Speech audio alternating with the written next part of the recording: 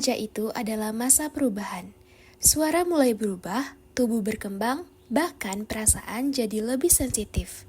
Ini semua normal, tapi perubahan ini juga bikin kita harus mulai belajar tentang tubuh kita sendiri, terutama mengenai organ reproduksi. Pernah nggak sih kamu itu bingung cara merawat tubuhmu sendiri, terutama organ reproduksi? Banyak remaja yang masih merasa ragu atau malu untuk membicarakan tentang hal ini. Padahal, hal ini penting banget loh buat kesehatan dan masa depan kita. Hari ini kami akan membagikan kisah tentang dua sahabat yang bernama Sinta dan Bayu yang baru sadar bahwa kebiasaan kecil mereka bisa berdampak besar bagi organ reproduksi mereka. Selamat menyaksikan! Kesehatan reproduksi adalah kondisi sehat secara fisik, mental, dan sosial yang berhubungan dengan sistem reproduksi. Artinya, kita bisa menjalankan fungsi reproduksi dengan baik, merasa nyaman dengan tubuh kita, dan tahu cara merawatnya. Emang sepenting itu kita harus menjaga organ reproduksi? Tapi kadang bingung gak sih? Sebenarnya kita perlu tahu apa aja sih soal itu? Dan kenapa harus dijaga dari sekarang? Kenapa penting? Karena kalau nggak dijaga, bisa muncul masalah mulai dari infeksi ringan, keputihan yang nggak normal, sampai penyakit serius yang bisa memengaruhi kesuburan di masa depan. Remaja sering nggak sadar, tapi justru di masa inilah kebiasaan sehat harus dibentuk.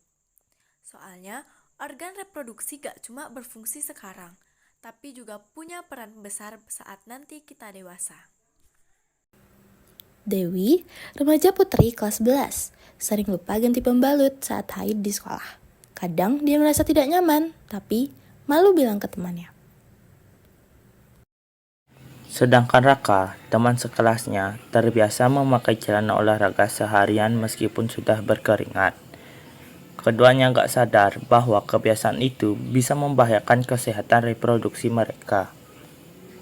Nah, buat perempuan penting banget nih buat pakai pakaian yang nyaman dan dapat menyerap keringat. Nah, celana yang terlalu ketat itu dapat menyebabkan infeksi dan juga iritasi.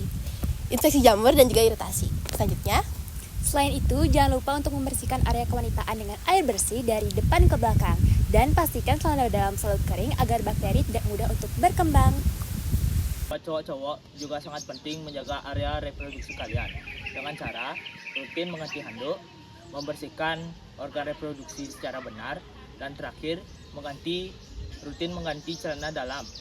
Nah, selain itu, kebiasaan sehat seperti tidur yang cukup dan tidak begadang juga bisa berdampak baik pada sistem reproduksi loh. Semua kebiasaan yang baik bisa dimulai dari hal-hal yang sederhana, seperti Memakai pakaian yang nyaman, mandi dengan bersih, makan makanan yang bergizi, dan jangan abaikan keluhan seperti gatal dan bau tidak sedap. jika ada masalah, jangan ragu untuk berkonsultasi ke dokter, karena kesehatan reproduksi sangat penting dan tidak boleh disepelekan. Menjaga kesehatan reproduksi bukan hanya tanggung jawab laki-laki atau perempuan, tapi kita semua. Yuk mulai peduli dari sekarang. Peduli sejak dini, sehat hingga nanti. Bye-bye teman-teman, terima kasih sudah menonton. Bye-bye and thank you for watching.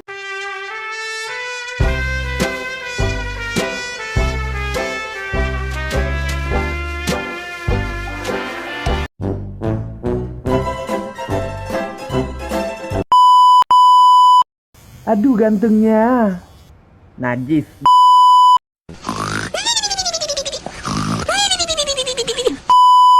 Oh ya, namaku bukan Andre tapi Andriana.